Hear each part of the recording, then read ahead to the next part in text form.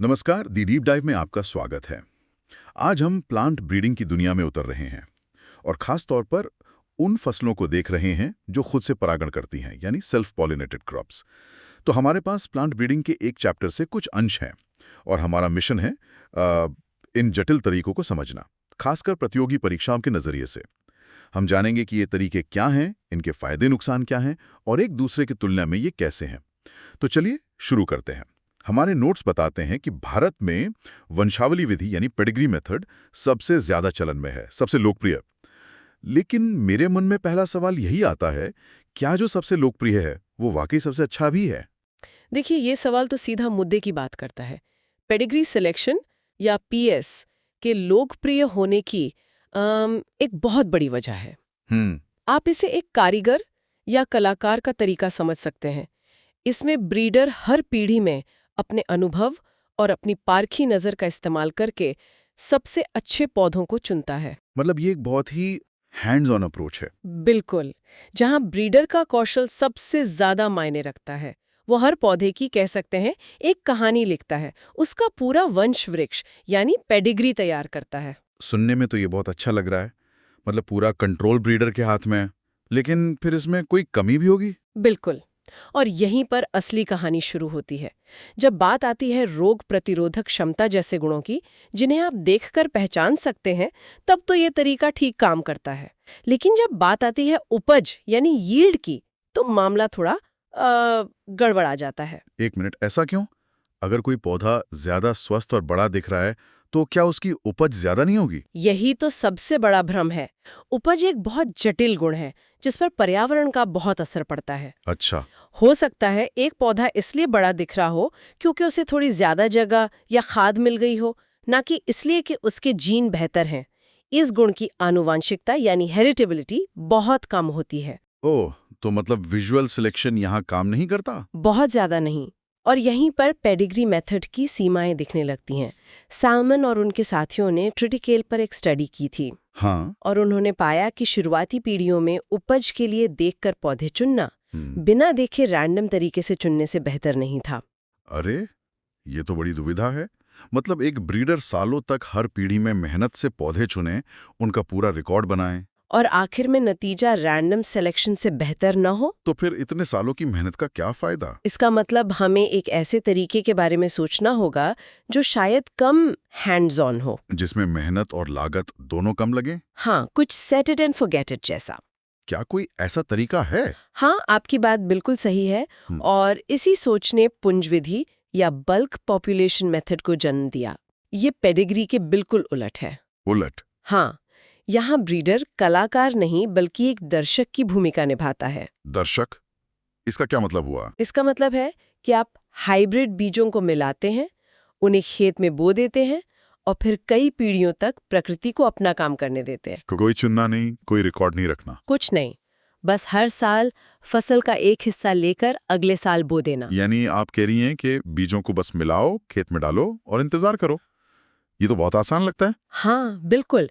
इसका मूल सिद्धांत है कि प्राकृतिक चयन यानी नेचुरल सिलेक्शन को अपना काम करने दिया जाए। ओके। ये तरीका मानता है कि समय के साथ पर्यावरण के लिए सबसे ज्यादा अनुकूल पौधे ही बचेंगे और अपनी संख्या बढ़ाएंगे। ये सस्ता है, मेहनत कम है। लेकिन क्या प्राकृतिक चयन और किसान का चयन एक ही चीज है? प्रकृति जिस पौधे को फिट मानती है, क्या जरूरी है कि वो किसान के लिए भी फायदेमंद हो? बहुत बढ़िया सवाल। और इसका जवाब है बिल्कुल नहीं। यही बल्क मेथड का सबसे बड़ा पेंच है। अच्छा। प्राकृतिक चयन उपज या दानों की क्वालिटी पर ध्यान नहीं देता, वो ध्यान देता है सर्वाइवल पर, प्रतिस्पर्धी क्षमता पर। मतलब जो पौधा दूसरे पौधों को दबाकर आगे निकल जाए। एग्जैक्टली। जो पौधा दूसरे पौधों को दबाकर पानी, धूप और पोषक तत्व छीन सकता है, प्रकृति उसे चुनेगी। और कई बार ज्यादा प्रतिस्पर्धी पौधे असल में कम उपज वाले होते हैं। तो मतलब लंबे समय में तो उपज घट भी सकती है। हाँ, जौ पर हुई स्टडीज ने तो यही दिखाया है कि लंबे समय तक बल्क पॉपुलेशन में रखने पर औसत उपज घट सकती है। तो हम एक तरह से दो एक्सट्रीम के बीच फंस गए हैं। एक तरफ पेडिग्री, जिसमें कंट्रोल तो है, पर उपज जैसे मामलों में वो अंधेरे में तीर चलाने जैसा है। और दूसरी तरफ बल्क मेथड, जिसमें हम सब कुछ प्रकृति पर छोड़ देते हैं। जो किसान के बजाय पौधे की अपनी सर्वाइवल पर ध्यान देती है। लगता है ब्रीडर्स को इन दोनों के बीच का कोई रास्ता चाहिए। उन्हें स्पीड चाहिए, लेकिन बिना कंट्रोल खोए। एकदम सही पकड़ा आपने। तो क्या कोई ऐसा तरीका है जो पीढ़ियों को तेजी से आगे बढ़ाए और प्राकृतिक चयन के दखल को ही खत्म कर दे? बिल्कुल। और इसी समस्या का हल है एकल बीज वंशति विधि या सिंगल सीड डिसेंट मेथड, जिसे हम SSD कहते हैं। SSD। सोचिए, ये ब्रीडिंग की दुनिया का फास्ट फॉरवर्ड बटन है। इसका मकसद चुनना नहीं है, बस पीढ़ियों को जितनी जल्दी हो सके आगे बढ़ाना है। वाह, फास्ट फॉरवर्ड बटन, ये सुनने में दिलचस्प है। ये काम कैसे करता है? इसका तरीका बहुत सरल और शानदार है। आप F2 पीढ़ी के हर पौधे से सिर्फ एक बीज लेते हैं। सिर्फ एक। उन्हें मिलाते हैं और अगली पीढ़ी उगाते हैं। फिर यही प्रक्रिया दोहराते हैं। इसमें आप ये देखने की कोशिश नहीं करते कि कौन सा पौधा अच्छा है या बुरा। तो मतलब लक्ष्य सिर्फ जेनेटिक विविधता को बनाए रखते हुए आगे बढ़ना है? हाँ, और वो भी तेजी से। ये काम ग्रीन हाउस या ऑफ सीजन नर्सरी में किया जा सकता है, जिससे एक साल में 2, 3 या 4 पीढ़ियां तक उगाना मुमकिन है। वाह, तो प्राकृतिक चयन को दखल देने का मौका ही नहीं मिलता। बिल्कुल नहीं। तो समय की भारी बचत और प्राकृतिक चयन का सिरदर्द भी नहीं। ये तो पेडिग्री और बल्क दोनों की कमियों का हल लगता है। लेकिन इसमें कोई तो कैच होगा। हाँ, इसमें भी एक चुनौती है, और वो है पौधों का नुकसान, यानी प्लांट लॉस। Plant loss. जब आप हर पौधी से सिर्फ एक बीज ले रहे हैं, तो आप इस बात का जोखिम उठाते हैं कि शायद वो बीज उगे ही नहीं या पौधा बड़ा होने से पहले मर जाए। Oh right. अगर ऐसा होता है तो उस पौधे का अनूठा जेनेटिक कॉम्बिनेशन हमेशा के लिए खत्म हो जाता है। हमारे स्रोतों में एक टेबल है जो दिखाती है कि मसूर, सोयाबीन और गेहूं जैसी फसलों में हर पीढ़ी में 15 से 30% तक पौधे कम हो सकते हैं। 15 से 30%? ये तो बहुत ज्यादा है। हाँ, ये जेनेटिक विविधता के लिए एक बड़ा खतरा है। आप अनजाने में ही बहुत अच्छे जीन खो सकते हैं। समझ गया। मतलब आप तेजी से आगे तो बढ़ रहे हैं, लेकिन रास्ते में आपका कुछ कीमती सामान गिर सकता है। तो अब तक हमने जो भी तरीके देखे, उनमें सालों लग जाते हैं। हाँ, पेडिग्री में 10-12 साल, तल्क में शायद उससे भी ज्यादा। और SSD भी 6-7 साल तो ले ही लेता है। लेकिन मैंने सुना है एक ऐसी तकनीक भी है जो लगभग जादू की तरह काम करती है, जो सालों का काम महीनों में कर देती है। ये द्विगुणित अगुणित तकनीक या डबल हैप्लॉइड तकनीक क्या है? डबल्ड हैप्लॉइड या DH। साइंस फिक्शन तो नहीं, लेकिन ये प्लांट ब्रीडिंग का सबसे बड़ा शॉर्टकट जरूर है। सबसे बड़ा शॉर्टकट? ये निश्चित रूप से समय बचाने का सबसे तेज तरीका है। इस तकनीक से हम एक ही पीढ़ी में पूरी तरह से समयुग्मजी यानी होमोजाइगस लाइनें बना सकते हैं। होमोजाइगस लाइनें, ये शब्द बार बार आता है। एक बार आसान भाषा में समझाएंगी कि ये ब्रीडर के लिए इतना जरूरी क्यों है? ये होली ग्रेल क्यों है? जरूर। होमोजाइगस का मतलब है प्योर लाइन, एक ऐसी किस्म जिसके सभी जीन अपने शुद्ध रूप में हों, उनमें कोई मिलावट या छिपा हुआ गुण ना हो। अच्छा, एकदम प्योर। हाँ, इसका फायदा यह है कि ये किस्म हर मामले में स्थिर होती है। आप जो बोते हैं ठीक वही आपको मिलता है, पीढ़ी दर पीढ़ी। उसमें कोई बदलाव नहीं आता। तो पारंपरिक तरीकों से इस प्योरिटी तक पहुंचने में कितना समय लगता है? 6 से 7 पीढ़ियां, यानी कई साल। DH तकनीक ये काम एक झटके में कर देती है। एक पीढ़ी में? ये कैसी मुमकिन है? ये एंथर कल्चर जैसी लैब तकनीकों से होता है। हम पराग कणों से, जो अगुणित यानी हैप्लॉइड होते हैं, जिनमें क्रोमोसोम का सिर्फ एक सेट होता है, बिल्कुल, उनसे पूरा पौधा उगाते हैं। फिर कुछ केमिकल ट्रीटमेंट से हम उन क्रोमोसोम के सेट को डबल कर देते हैं। नतीजा, एक पौधा जो द्विगुणित तो है, लेकिन पूरी तरह से होमोजाइगस है। तो जो ब्रीडिंग साइकिल 7-8 साल की थी, वो सिमटकर 1-2 साल की रह जाती है। एग्जैक्टली। ये तो कमाल है। अगर ये इतना शानदार है, तो फिर हर ब्रीडर इसी का इस्तेमाल क्यों नहीं करता? पेडिग्री, बल्क, SSD, इन सब को भूल क्यों नहीं जाते? क्योंकि हर शॉर्टकट की एक कीमत होती है। पहली और सबसे बड़ी कीमत है इसकी अपनी लागत और तकनीकी जटिलता। मतलब एडवांस लैब चाहिए, कुशल वैज्ञानिक चाहिए। बिल्कुल, जो हर जगह मुमकिन नहीं है। दूसरा, ये प्रक्रिया पौधों के लिए थोड़ी अननेचुरल है और कभी-कभी इससे जेनेटिक गड़बड़ियां हो सकती हैं। कुछ स्टडीज में ये भी पाया गया है कि DH तकनीक से बनी लाइनें पारंपरिक तरीके से बनी लाइनों की तुलना में थोड़ी कमजोर या कम पैदावार वाली हो सकती हैं। लेकिन एक मिनट रुकिए, अगर ये तकनीक ब्रीडिंग साइकिल को 7-8 साल से घटाकर 1-2 साल कर देती है, तो क्या ये एक बहुत बड़ा फायदा नहीं है? है तो भले ही शुरू में लाइन थोड़ी कमजोर हो, लेकिन ब्रीडर उस बचे हुए 5-6 साल के समय को उस लाइन को सुधारने में लगा सकता है। क्या ये समय की बचत इस कमजोरी पर भारी नहीं पड़ती है? ये एक बेहतरीन पॉइंट है और ब्रीडर्स के बीच ये बहस का एक बड़ा मुद्दा है। पार्क और उनके सहयोगियों ने जॉब पर एक तुलनात्मक अध्ययन किया था। उन्होंने पाया कि डीएच लाइनों की उपज एसएसडी या पेडिग्री से विकसित लाइनों से ज्यादा नहीं थी। तो आपका सवाल बिल्कुल जायज है, क्या हम सिर्फ गति के लिए क्वालिटी से समझौता कर रहे हैं?